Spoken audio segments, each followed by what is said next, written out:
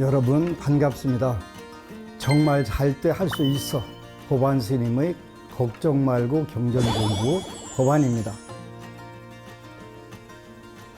부처님께서는 상대의 눈높이에 맞춰서 다양한 비유로 알기 쉽게 법문을 설하셨습니다. 그리고 그 상대에게 맞는 법문을 하셨는데 이 법문을 우리가 대기설법이라고 합니다. 그러나 세월이 많이 흐르고 또 경전의 양이 많이 늘어났다 보니까 불자들께서 어떤 경전을 어떻게 공부해야 될지 오리무중으로 힘들어하는 경우들이 많이 있습니다. 그래서 여러분들과 함께 부처님의 주요 경전들을 알기 쉽고 또 체계적으로 같이 공부하도록 하겠습니다. 오늘 또 지난 시간에 이어 지장경 공부를 하도록 하겠습니다.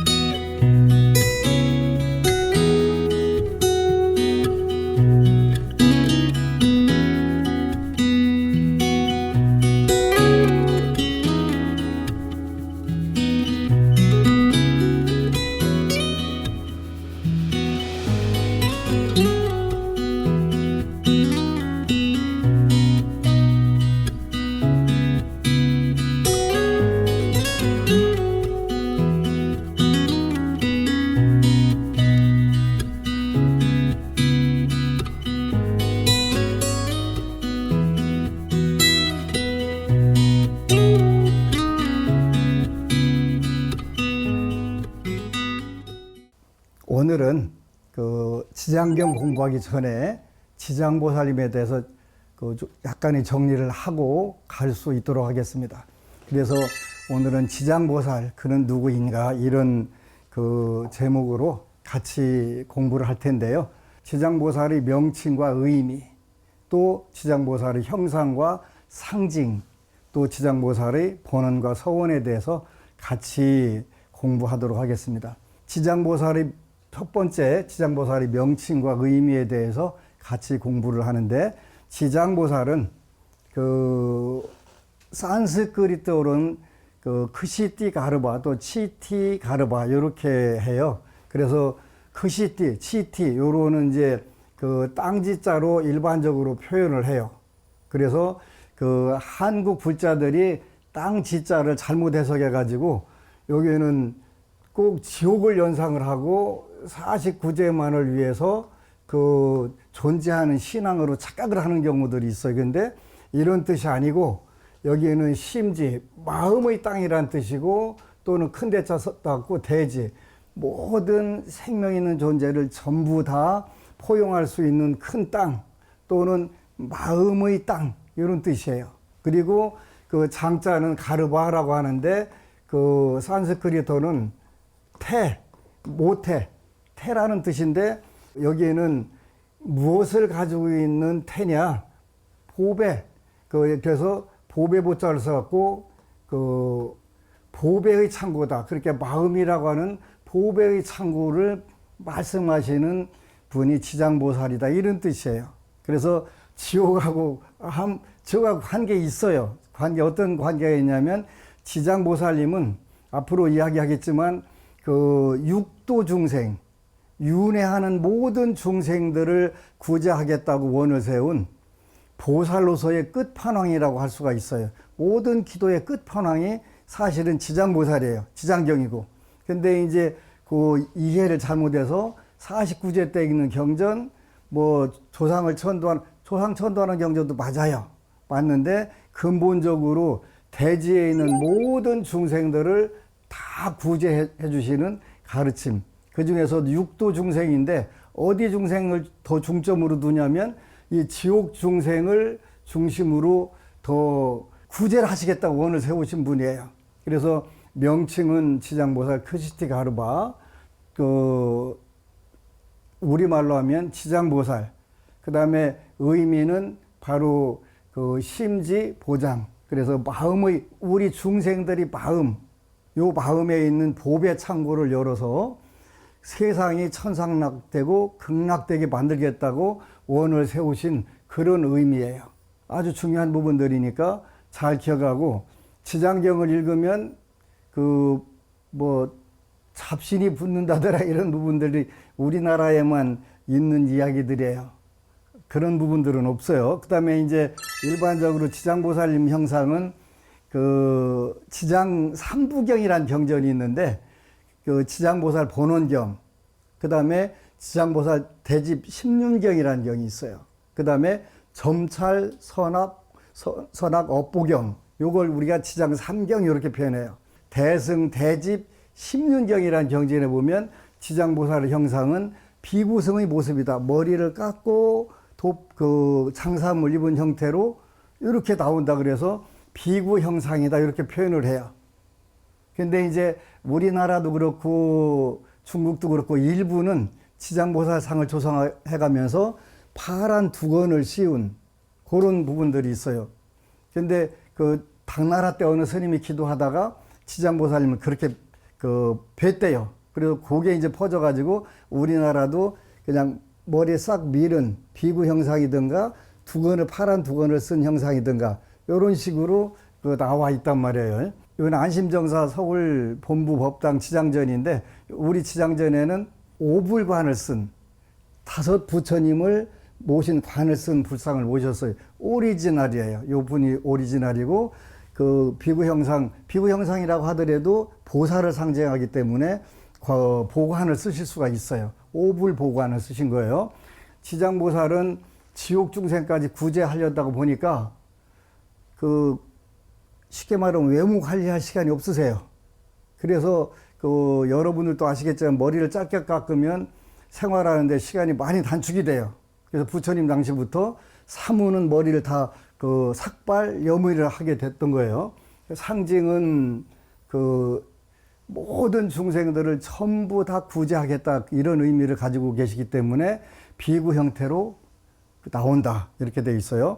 지장보살님의 상징 조금 더 말씀드리자면, 지장보살님은 일반적으로 육환장이라고 하는 지팡이를 들고 다니세요. 6개 고리를 가지고 있는 장대를 가지고 있는 거예요. 육환장이라고 하는 것은 육도의 모든 중생을 전부 다 구제하고 지옥문을 깨트린다 이런 의미가 들어 있어요. 그래서 육환장을 가지고 있고, 한쪽에는 장상명주, 이렇게 아주 장상명주. 손바닥 위에, 이게 손바닥 장자예요. 손바닥 위에는 여의주를 가지고 계신 거예요. 그래서 육환장은 중생들의 탐진치, 번뇌를 부수고, 또 그 탐진치 번뇌에 의해서 이루어진 사막도를 부수고, 거기다 장상명주는 여의주니까 중생들이 바라는 바를 전부 다 성취해 줄 수 있는 그러한 여의주를 지니고 계세요. 요게 지장보살님이 가지고 계신 거예요. 그래서 이제 지장보살님은 이 본원이라고 하는 것은 전생에 성불 하기 위해서 원을 세웠던 걸 우리가 본원 그렇게 표현을 해요. 그러니까 요 본원은 지장경 앞으로 같이 공부하면서 보면 알 텐데, 지장보살은 전생에 4번의 지장경에는 4번의 모습이 나와요. 장자의 아들로 태어나서 처음 지장경은 장자의 아들부터 시작해요. 그 다음에 바라문의 딸로 태어나고, 또 작은 나라의 왕으로 태어나고, 또 광목녀로 태어나고, 이렇게 해서 4번을 대표적으로 나오는데, 그때 세운 원들이 있어요. 장자의 아들로 태어났을 때 부처님 모습을 보니까 너무 아름답게 생긴 거예요. 그래서 제가불자, 장자의 아들은 제가불자거든요. 제가불자가 가서 어떻게 부처님이 이렇게 천복으로 장엄되고 외모가 멋있을 수 있어요? 그러니까 오랜 세월 동안 고통받는 중생들을 다 구제를 해준 그 복으로 이렇게 장엄이 된 거다. 그래서 그때 나도 그렇게 하겠습니다 해가지고 원을 세우고, 또 이제 바라문의 딸 광목녀로 어머니를 구제하는 원을 세웠을 때 세운 원들이 있는데, 2가지를 경전에서는 말씀하세요. 지옥, 미궁, 서불, 성불. 그렇게 지옥이 그 텅 비지 않으면 지옥, 미궁. 그리고 여기에는 원래 뜨는 그 미궁은 안일 미자니까 공이 되지 않으면, 지옥이 그 공이 비지 않으면 맹세코, 서불성, 이게 그 서원하다 그런 뜻이에요. 서원한다. 뭘 서원하냐면 성불하지 않겠다. 그 보살의 목적은 그 성불하는 게 목적인데, 중생들을 그 지옥 중생들이 아무도 없어가지고 지옥이 텅 빌 때, 그때 내가 붓다가 되겠다, 성불하겠다. 그래서 지장보살을 무슨 보살이라고 하냐면 성불 못하는 보살, 그거를 그 천재보살, 익찬티카라고 하는데, 그 이게 이제 익찬티카라는 말을 요 성불 못하는 존재, 요런데 요를 한자로 표현해서 일천재보살이라고도 하고, 그 요자 하고 그냥 천재라고만 해서 넣기도 하고, 그래서 성불 못하는 보살. 왜 못하냐면 지옥이 텅 비지 않기 때문에 성불을 못하시는 거예요. 이게 본원이고 서원이에요. 그 다음에 중생도진 방증몰이 그래요. 중생이 전부 그 멸도가 돼서 건너간 거 전덕으로. 그래서 그 다 하면 중생도진 마침내 비로소 그 정득하겠다. 지금 뭘 정득하냐면 보리라고 하는 것은 요거는 깨달음인데 성불이란 뜻이에요. 요 성불, 위에 성불하고 아래 성불이 똑같은 뜻이에요. 요게 지장보살님이 세우셨던 서원이에요. 그래서 그 한편으로는 성불보다는 보살이다, 일천재보살. 또 한편으로는 이런 원 때문에 대원본존, 그렇게 대원본존. 가장 모든 보살 중에서 원을 가장 크게 세운 그 가장 근본이 되는 존귀한 분이다. 그래서 대원본존 이렇게 표현하는 거예요.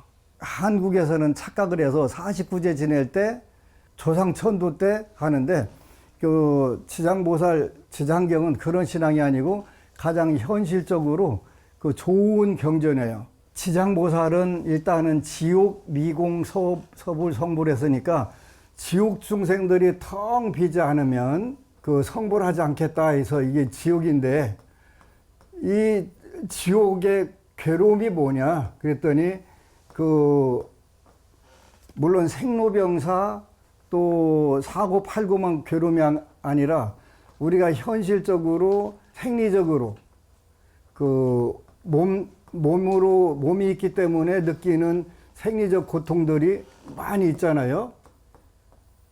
그 다음에 그 우리가 모든 사람들이 생각이 있기 때문에 심리적 고통이 많아요.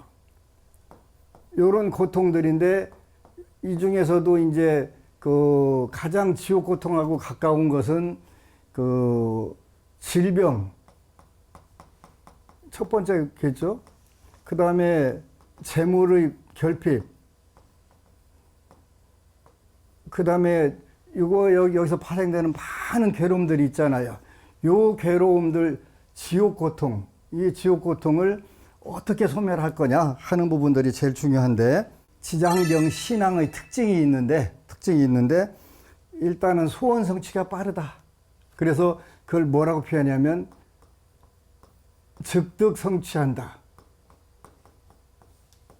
그러니까 여러분들이 소원 성취를 그 하고 싶다 그러면 어떻게 하면 돼요? 지장경을 기도하면 돼요. 이게 요거는 즉득이라고 읽어요. 어떻게 한다? 성취를 빠르게 한다. 제가 그 텔레비전 방송 나가서 생활법문 하는데 빨리 성취하는 게 내 목표라고 그랬더니 많은 문자들이 엄청 실이 그 악플도 달고 하더라고요. 조금 하고 많이 받는 게 잘하는 거 아닐까요? 저는 그렇게 생각해요. 기도도 조금 하고 많이 받으면 제일 좋지. 우리가 소원 성취는 빠를수록 좋은 거예요. 빠를수록. 그 다음에 두 번째는 그 즉득. 이건 똑같아요. 앉은 자리에서 두 번째 괴로움이 제일 큰 게 뭐라고 그랬어요? 질병, 즉득 쾌차. 빨리 낫고 싶은 거 되게 좋은 거 아니에요? 고생 안 하고 낫는 게 굉장히 좋은 거잖아요. 지장경 기도의 특징이에요. 그 다음에 여러분들이 우비 고래 그러니까 걱정거리, 슬픔, 괴로움, 번뇌. 이게 사고팔구의 5번째인데 우비 고래가. 이런 것은 어떻게 하는 게 좋아요? 즉득 해탈, 벗어나는 게 굉장히 좋잖아요. 그래서 이 지장 기도는 이런 특징이 있어요. 즉득 해탈. 요거는 풀 해자에다가 벗어날 탈자예요. 그러니까 그 소원은 빨리 성취할수록 좋고, 질병은 빨리 잘 벗어날수록 좋고, 그 다음에 괴로움도 빨리 벗어나면 좋고, 최고네요. 최고예요. 지난해에 안심정사에서는 많은 분들이 즉득 성취를 했고, 그 많은 난치병, 불치병, 암이죠. 암이라든 이런 데서 정말 기적적으로 나섰고, 또 뭐 관제, 송사, 구설에서도 아주 잘 벗어난 경우들이 많았어요. 그래서 이 지장 기도를 통해서 이게 이루어진 거예요. 굉장히 중요하죠. 우리가 소원 성취를 잘하고 질병이 잘 낫고 괴로움에서 빨리 벗어나게 되면 여러분들이 지옥 고통에서 벗어나갖고 여기서 이루어지는 게 있어요. 금생에 이 몸으로 즉신 성불도 하는 거예요. 그래서 지장경은 현교 보살이기도 하지만 밀교 보살로도 들어가요. 지장경은. 그래서 즉신 성불을 요게 4번째가 이룰 수 있는 거예요. 즉신 이 몸으로서 성불을 한다. 이보다 더 좋은 종교가 어디가 있어요? 앉은 자리에서 성취하고 앉은 자리에서 낫고 앉은 자리에서 벗어나는 거니까 오히려 현세 중심의 현재 우리가 살고 있는 세상의 중심 신앙이라는 것을 알 수가 있어요. 중국에 몽참스님이라고 한 분이 계세요. 몽참 대화상 그렇게 써 있더라고요. 이분이 120살까지 사신 분이에요. 지금은 열반에 드셨는데 중국 오대산에서 노후를 120살까지 보내셨는데 중국에서 중국이 공산화되고서 33년간을 50살부터 83세까지 교도소에서 갇혀서 사셨더라고요. 그러면서 다시 83세에 나와가지고 120살까지 37년간을 불교 강좌를 했는데 이분이 가장 중요하게 생각하시는 경이 지장경이에요. 이분이 그런 말씀 하셨더라고요. 우리가 각자 무서워하는 게 따로 있어요. 근데 어느 분들은 신기가 강하거나 이런 분들은 신을 무서워해요. 신을 무서워하는데 귀신이 무서운 사람들, 신이 무서운 사람들은 지장경을 읽고 지장경 기도를 해라. 이렇게 몽참 큰 스님께서 굉장히 권하세요. 왜 그러냐고 그랬더니 지장경을 읽고 지장보살을 부르면 귀신들이 무서워서 다 떠난다는 거예요. 접근을 못 한다는 거예요. 근데 그게 실제로 맞아요. 내가 많은 법부들한테 34년 동안 지장경을 읽혀봤는데 지장경을 읽으면 꿈을 많이 꾸게 돼요. 꿈을 안 꾸던 분들은 꿈을 꾸게 되고 많이 꾸던 분들은 꿈이 없어지고, 그런데 일반적으로 뭐냐면 자기 조상들이나 집에서 관광차로 때로는 기차로 이렇게 많은 분들이 나가는 뒷모습을 많이 봐요. 그러니까 내가 전생부터 살던 모든 많은 분들, 이런 분들과 관련돼 가지고 그분들이 자기 자신과 인연이 있던 영가들이 해탈 받아갖고 떠나는 경우들이 많은 거예요. 그래서 귀신이 붙는 게 아니라 도리천궁 신통품에 보니까 10가지 광명운이라고 하는 게 나와요. 광명운. 빛의 구름이네요. 광명운. 광명운에 의해서 광명에 의해 갖고 조상들과 전생부터 인연이 있던 내 그 인연들이 전부 다 해탈받는 거예요. 귀신이 붙는 게 아니라 이 광명, 그 광명에 의해 가지고 전부 다 해탈받아 갖고 나가는 모습들을 많이 보는 거예요. 그러니까 그 잘못되질 않아요. 그 굉장히 중요한 부분들이에요. 이렇게 즉득성취, 즉득회차, 그 즉득해탈을 해서 마침내 금생에 여러분들이 소원하는 바들이 가장 원만하게 이루어지려면 어떻게 그럼 해야 되냐 그랬더니 그 네 가지 방법이 있대요. 첫 번째는 그 바칠 공자의 공, 두 번째는 그 예자고, 예배 예불 할 때 예자고, 세 번째는 그 읽을 독자야, 네 번째는 생각할 염자. 요렇게 우리가 그 지장보살 기도를 해야 된대요. 공양하고 공양 올리고 공경해야 된다. 그래갖고 공양 공경, 이게 굉장히 중요한 부분들이에요. 그 공양을 올리고 공경하는 마음 당연히 그래야 되겠죠. 그래서 지장 기도를 해서 소원 성취를 빨리 하는 방법은 첫 번째 공양에 달려 있다. 많은 분들이 옛날에 2011년도는 법안 스님 왜 이렇게 부처님께 공양 올리는 거 강조를 하세요? 그런데 이게 제일 중요하기 때문에 그래요. 지장 기도는 그 소원만 세운 게 아니라 그거를 실제적으로 나가서 실천하는 게 중요해요. 그래서 이제 우리 안심정사에서는 그 1년에 공양미 보통 100톤에서 120톤이 각 지자체라든지 이런 데 나가요. 보통 쌀값만 3억 원 정도 되거든요. 법우님들이 그 공양미를 올리면 그렇게 잘 된대요. 잘 되니까 그걸 다 모아가지고 100톤에서 120톤. 그 매년 벌써 오랫동안 오래 나갔어요. 12년 가까이 됐어요. 이 공양이라고 하는 건 굉장히 중요한 거. 현실적으로 지장보살 행을 실천하는 것은 같은 시대, 같은 지역에 사는 분들을 위해서 또는 괴로움을 당하는 분들한테 가가지고 마음으로만 하는 게 아니라 물질적으로도 하고 육체적으로 하는 거 굉장히 중요한 거예요. 그래서 공양을 굉장히 중요시해요. 그 다음에 두 번째는 예배라고 하는 게 아주 중요한 거예요. 예배하는 거예요. 부처님께 예를 올리는 거예요.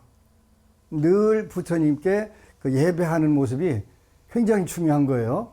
그 다음에는 지장경을 독송하는 게 굉장히 중요해요. 이게 여러분들의 기도하는 그 방법인데, 지장경은 이 독송 공덕이 유난히 커요. 그래서 그 독송 공덕이 그 불가사의하다 이렇게 표현해. 불가사의하다. 불가사의하다는 거는 생각으로는 헤아려 볼 수가 없다. 생각으로는 불가능하다. 어떻게 그 뜻을 알 수가 없다는 거예요. 그죠? 불가사의하다. 불가사의한 어떤 힘이 있냐면 위실력이 있다. 우리가 상상할 수 없는 힘이 있는 거예요. 이게 지장보살님이세요. 그 기도의 끝판왕이라고 했죠. 염불이라고 하는 게, 이건 명호를 부르는 거죠. 염불. 이건 독송이니까 지장경이 읽는 거. 그 많은 분들이 독송이 더 빨라요, 염불이 빨라요, 요렇게 그 묻는 분들이 있어요. 제 경험상으로는 독송이 더 빨라요. 그래서 앞에다 뒀어요. 그래서 이제 그 다음 시간에는 그 공양 올리고 요 기도하는 방법들을 정리해서 알려드릴 건데, 지장보살님은 불가사의한 위실력이 있는 거예요. 얼마 전까지 대한민국에서 최고 그 힘들어하는 법우님들, 본인이 희망이 없다고 하는 분들이 저한테 많이 오세요. 근데 얼마 후에는 얼굴이 환하게 펴져갖고 오는 경우들이 참 많아요. 제가 원하는 것은, 기도하는 방법은 이 네 가지예요. 공양, 예배, 독송, 염불을 시키는 거예요. 그러면 어느새 지장보살님의 불가사의한 위실력에 의해서 달라진 거예요. 바로 지장보살님은 지옥보다 훨씬 괴로운 괴로움을 요거를 풀어주시는 힘이 있어요. 중요한 것은 희망을 갖는 거예요. 때로는 나이로, 때로는 그 상황으로, 또 때로는 질병으로 희망을 가질 수 없다고 생각하는 게 가장 많아요. 근데 부처님은, 지장보살님은 그 가장 중요한 게 뭐라고 생각하시냐면, 그래서 그 마음의 땅을 어떻게 우리가 생각하느냐에 따라서 그 불가사의한 위실력, 내 힘으로 안 되니까 지장보살님이 필요하겠죠? 그래서 바로 이 마음 자세를 어떻게 갖고 접근하느냐에 따라서 하는 거예요. 저는 그 처음에 지장경 기도하는 분들에게는 되도록이면 많은 시간을 그 지장경 읽는 데다가 그 본인이 할 수 있는 한 최대한 많이 하라고 해요. 처음에는 숫자가 필요해요. 왜 그러냐면 나한테 그동안 세세생생 그 찌들었던 습관들, 업의 힘들이 작용하는데 이거를 그 수월하게 털어내려면 아무래도 현실적으로 노력이 필요해요. 집중이 필요해요. 그래서 지장경을 그 안심정사는 보통 3천독 기본으로 읽어요. 전생 업을 소멸하는데 천독, 현생 업을 그 소멸하는데 천독, 다음 생에 받을 업을 녹이는데 천독. 근데 만독 정도 읽은 분들이 여러 분이 있어요. 그래서 이런 분들은 그 목표를 세우고 기도하면 2, 3일이면 전부 소원 성취하는 경우들이 많이 현실적으로 일어나는 거예요. 첫 번째로는 지옥에서 빠져나온 거고, 두 번째는 그 대승대집 10년경에 보면은 지장보살을 통하면 시방의 어느 극락이든 정토든 다 갈 수 있다고 말씀하셨어요. 그러니까 지장경 독경하고 지장보살을 부르면 뭐 성부를 못한다, 또 극락세계를 못 간다, 이건 있을 수가 없어요. 그래서 다만 한국 사회가, 또 우리가 살고 있는 21세기 지구가 지나치게 물질주의에다가 그 매몰이 됐고, 또 상대적 빈곤이라든가 한국 사회 상대적 빈곤, 또 지나친 경쟁에 의해서 인간적인 삶, 재밌는 삶이 전부 없어져 버렸어요. 여유가 없어지고, 이런 부분을 오늘날 우리는 지장보살님을 통해서, 지장보살님은 바로 대자대비하신 분이니까 그 사랑 중에서도 가장 그 자비심이 그 크신 분이니까 이분을 우리가 조금씩이라도 닮아간다고 하면 21세기에 인류가 처해 있는 많은 문제들을 저는 해결할 수 있다라고 확신을 해요. 그래서 그 일단 기도하는 방법은 공양을 올리고, 그 다음에 예배를 올리고, 그 다음에 지장경 독송하는 거, 뭐 현실적으로 어렵지 않아요. 그런데 뭐 우리나라는 문맹률이 낮아서 그 지장경인데 별 문제가 없는데, 그래도 이제 나이 들고 눈이 침침하면 염불 하면 돼요. 지장보살 명호를 부르면 돼요. 그래서 이런 부분들을 우리가 하게 되면 자연스럽게 가장 빨리 본인의 지옥 고통들이 소멸되고, 또 더 나아가서 그 다른 사람들을 위해서 내가 할 수 있는 일들이 많이 늘어나게 돼요. 이미 내가 그 지옥의 고통을 해결했다면 나만 해결할 게 아니라 남들도 나처럼 똑같이 그 지옥의 세계에서부터 벗어날 수 있도록 하는 게 지장보살이에요. 그 안심정사에서 지장경 만화를 2권으로 만들어서 배포하고 있는데, 지금은 이제 얼마 남지 않았는데, 그 대한민국의 유명한 화가가, 그 만화가가 그리셨어요. 이분이 처음에 지장경 7독을 읽고 그리려고 하니까 안 되더래요. 100읽기도 하니까 그다음부터 그 구절만 넣으면 화면이 쫙 떠오르는 거예요. 그래서 지장보살님의 불가사의한 위실력에 의해서 우리가 현재 겪고 있는 지옥 고통, 그리고 시방세계 어느 곳이나 전부 다 극락세계로 갈 수 있는 그런 힘이 나오는 경전이 지장경이에요. 그래서 현세의 불가사의한 위실력으로 현재 겪고 있는 모든 문제들을 가장 쉽게 해결할 수 있는 불교의 기도의 끝판왕, 바로 지장경이고 지장보살님이세요. 한번 해보시기를 권해요.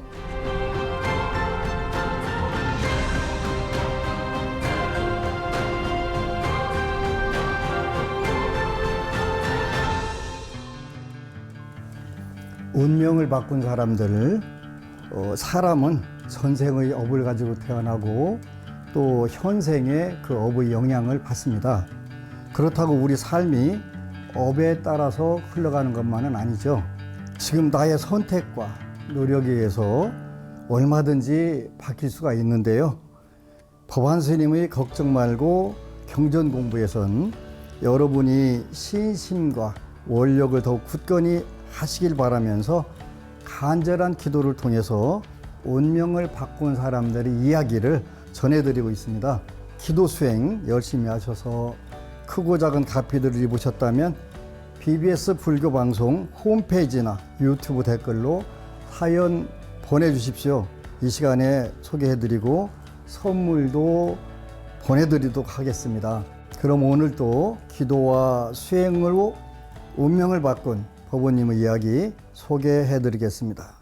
지장 기도의 위력.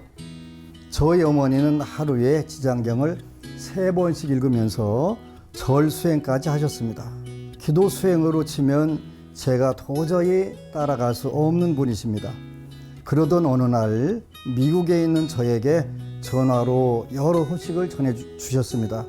제가 지금 주립대학에 자리 잡기 몇 개월 전 법안 스님께 기도를 부탁하니 스님께서 하루에 지장보살 연보를 1만 번씩 열흘 동안 하라고 하셔서 그대로 하셨다는 것이었습니다. 저는 미국에서 티베트 불교학으로 박사를 받은 최초의 한국인입니다. 제가 잘나서가 아니라는 것은 분명히 알고 있었지만 그 뒤에 법안 스님과 어머니의 보이지 않는 기도가 있었다는 사실을 5년이 지나서야 비로소 알게 된 것입니다. 어머니는 또 한 가지 기적에 가까운 가피를 입으셨는데 바로 굽어진 허리가 펴진 일입니다. 저희 어머니가 제가 25살 때 척추뼈가 녹아버려서 병원에서 걷지 못할 거란 판정을 받았습니다. 그런데도 기도를 어찌나 열심히 하셨는지 보통 사람들처럼 걸어 다니셨지요. 하지만 나이가 들면서 허리가 점점 굽어지는 것은 어쩔 도리가 없었습니다. 그런데 그 허리가 며칠 전 기도를 마치고 일어서는데 갑자기 펴지더라는 것입니다. 늘 일어날 때마다 90도로 굽어져서 방바닥만 보고 일어나셨는데 갑자기 벽이 보이고 일어나니 당신도 깜짝 놀라면서 저절로 지장보살님 감사합니다를 외치셨답니다. 전화로 그 소식을 듣는데 마구 웃음이 나오면서 눈물이 함께 흐르더군요. 정말 감사드립니다. 사람들은 가끔 저를 이상하게 보기도 합니다. 불교 학자로 철저하게 논리를 따지고 고증을 하는 사람이 어떻게 이런 신기한 현상을 믿는지 아내까지도 의아해합니다. 그런 사람들에게 저는 사람들은 보통 자기가 알고 있는 세상이 전부라고 생각한다. 하지만 그건 세상의 아주 일부만을 보는 것이다. 우리의 아래를 넘어서는 원리로 일어난 것들이 있다고 말해줍니다. 우리의 기도에 감응하는 불보살님과 법계의 가피가 그중 하나라고 생각합니다. 공부와 수행의 기초는 다름 아닌 가르침을 듣고 따를 수 있는 낮은 자세라는 사실을 법안 스님을 오래 보아오며 배웠습니다. 오늘 또 어딘가에서 일어나는 기도의 신기함에 저를 더 낮추어 신심을 다져봅니다. 미국의 주립대학의 교수로 재직하는 법우님이 그의 어머님이 25년 이상 앓았던 그 척추가 90도로 굽어져서 그 앞이 안 보이셨던 분이었는데 이렇게 펴지셨어요. 기적이 일어난 거예요. 법우님의 신심과 기도, 또 우리 대학 교수하고 있는 법우님의 신심과 기도가 불가사의한 위실력으로 기적을 일으킨 거예요. 이러한 부분들이 앞으로도 많이 일어나고 또 우리 요 대학 교수 법우님도 미국에서 세계에는 또 불자들을 더 많이 양성할 수 있는 그러한 기회가 주어지는 것 같아요. 늘 감사드리고 늘 불보살님들 가피 안에서 행복 만땅, 성공 만땅하는 불자 되시기를 축원합니다. 고맙습니다.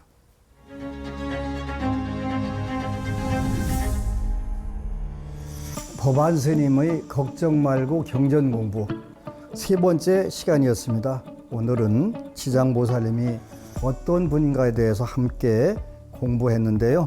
지장보살님에 대해 알게 된 만큼 앞으로는 지장보살님께서 나의 기도를 반드시 들어주실 것이란 더욱 확고한 믿음을 가지고 부지런히 정진하시기 바랍니다. 정말 잘 때 할 수 있어. 법안 스님의 걱정 말고 경전 공부 다음 시간에 뵙겠습니다. 감사합니다.